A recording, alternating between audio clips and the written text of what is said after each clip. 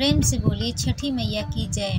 प्रिय भक्तों, छठ महापर्व कार्तिक मास के शुक्ल पक्ष की षष्ठी तिथि को मनाया जाने वाला सबसे कठिन और शक्तिशाली व्रत है। यह नियम, संयम और तपस्या का महापर्व है जो 4 दिनों तक चलता है, लेकिन इसकी तैयारी 1 हफ्ते पहले से ही शुरू हो जाती है। इस व्रत में बड़ी ही कठोर नियमों का पालन किया जाता है। साफ सफाई से लेकर प्रसाद और व्रत तथा अर्घ तक बड़ी ही सावधानी, विधि विधान से छठी मैया की पूजा की जाती है। यह व्रत परिवार की सुख समृद्धि, संतान की दीर्घायु, सलामती और रोग मुक्त जीवन के लिए किया जाता है। लोक आस्था के महापर्व छठ पूजा की शुरुआत आमतौर पर दीपावली के 6 दिन बाद होती है। लोग बेसब्री से इस महापर्व का इंतजार करते हैं। हिंदू धर्म में इसका बड़ा ही महत्व है।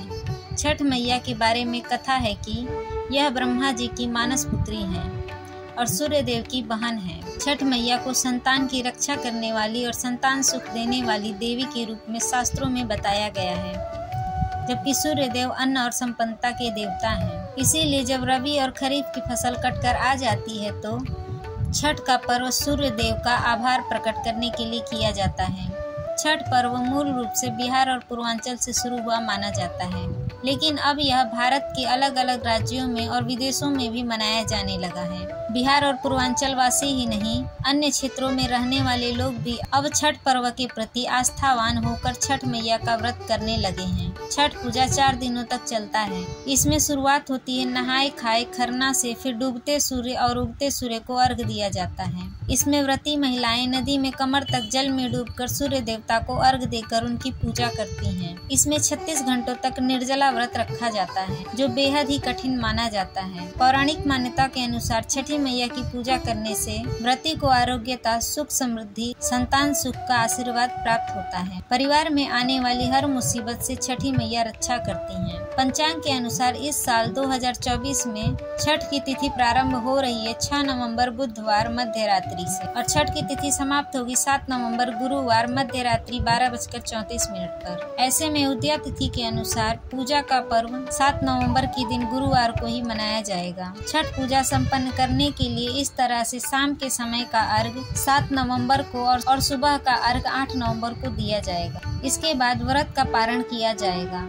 नहाए खाए कब है, क्या होता है इस दिन? तो देखिए, नहाए खाए से छठ पूजा की शुरुआत होती है। इस बार 5 नवंबर यानी कि मंगलवार को नहाए खाए है। नहाए खाए जैसा कि इसके नाम से ही स्पष्ट हो रहा है कि इस दिन स्नान करके भोजन करने का नियम है। नहाए खाए के दिन व्रत करने वाली महिलाएं नदी या तालाब में स्नान करती हैं। इसके बाद व्रती महिलाएं भात, चना दाल और लौकी का प्रसाद बनाकर ग्रहण करती हैं। छठ पूजा के दूसरे दिन को खरना कहा जाता है। इस बार खरना 6 नवंबर यानी कि बुधवार को है। कार्तिक मास के शुक्ल पक्ष की पंचमी तिथि को खरना का प्रसाद बनाया जाता है। इस दिन माताएं दिन भर व्रत रखती हैं और पूजा के बाद खरना का प्रसाद खाकर 36 घंटे के निर्जला व्रत का आरंभ करती हैं। इस दिन मिट्टी के चूल्हे में आम की लकड़ी से आग जलाकर प्रसाद बनाया जाता है। छठ पूजा के तीसरे दिन शाम के समय नदी या तालाब में खड़े होकर अस्त होते सूर्य को अर्घ दिया जाता है। इस बार 7 नवंबर यानी कि गुरुवार को पहला अर्घ दिया जाएगा। इसमें बांस के सूप में फल, गन्ना, चावल के लड्डू, ठेकुआ सहित अन्य सामग्री रखकर पानी में खड़े होकर पूजा की जाती है। छठ पूजा के चौथे और आखिरी दिन उगते हुए सूर्य को अर्घ दिया जाता है। इस बार 8 नवंबर यानी शुक्रवार को दूसरा अर्घ दिया जाएगा।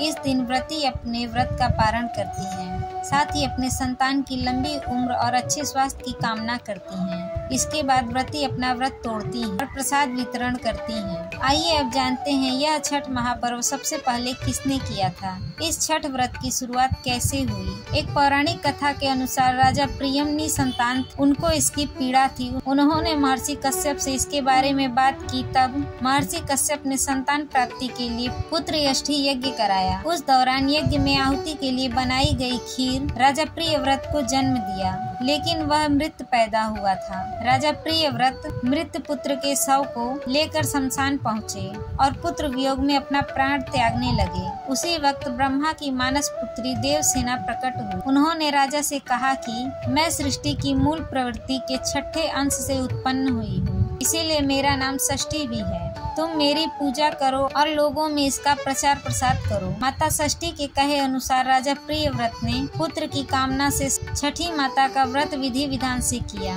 उस दिन कार्तिक मास के शुक्ल पक्ष की षष्ठी तिथि थी और दूसरी कथा श्री राम भगवान और सीता माता से कही जाती है। पौराणिक कथा के अनुसार राजा रावण का वध कर अयोध्या आने के बाद भगवान श्री राम और माता सीता जी ने राम राज्य की स्थापना के लिए कार्तिक मास के शुक्ल पक्ष की षष्ठी को उपवास रखा था और सूर्य देव की पूजा अर्चना की थी। पौराणिक कथाओं में छठ व्रत के प्रारंभ को द्रौपदी से भी जोड़कर देखा जाता है। द्रौपदी ने पांचों पांडवों के बेहतर स्वास्थ्य और सुखी जीवन के लिए छठ व्रत रखा था, सूर्य की उपासना की थी, जिसके परिणाम स्वरूप पांडवों को उनका खोया हुआ राजपाट वापस मिल गया। महाभारत के अनुसार दानवीर कर्ण सूर्य के पुत्र थे और प्रतिदिन सूर्य की आराधना करते थे। कथन अनुसार सबसे पहले कर्ण ने ही सूर्य की उपासना शुरू की थी। वह प्रतिदिन स्नान के बाद नदी में जाकर सूर्य को अर्घ देता था। तो इस प्रकार की 4 कथाएं प्रचलित हैं छठ महापर्व की शुरुआत की। यह छठ का महापर्व बड़ा ही फलदायी, बड़ा ही शक्तिशाली है। जो भी करता है उसकी मनोकामना छठी मैया अवश्य पूर्ण करती हैं।